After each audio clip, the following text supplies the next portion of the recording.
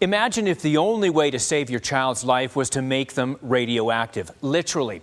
In order to fight a very rare cancer in a 4-year-old boy, the Alberta Children's Hospital had to, 1, devise a plan to care for a radioactive child so he's not a danger to other patients or staff, and 2, keep him busy. He'd be confined to that room alone for a week. There's nothing more fun for 5-year-old Ashton than ripping around outside at the Alberta Children's Hospital.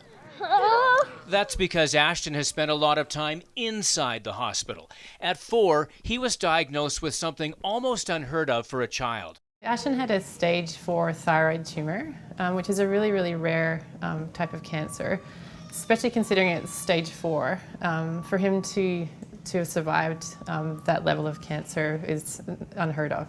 In order to treat Ashton, he needed to drink a cocktail of radiation. His already dynamic, outgoing personality became radioactive, literally. While his cancer treatment wasn't dangerous to him, it was a risk for his whole family and the staff at the hospital. So we actually had to line this whole room with plastic and a special kind of paper because the cocktail is actually emitted out through pee and sweat and bodily fluids.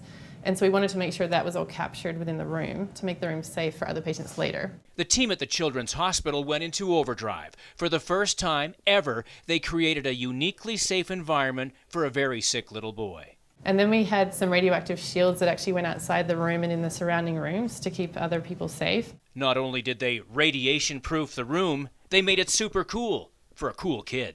He loved to build Lego. So we had Lego in here for his heart's content every single day. And we had a racetrack in here. If you're going to isolate a sick child for a week, this was probably the best place in the world to be. Dad was living right next door, on the other side of the glass.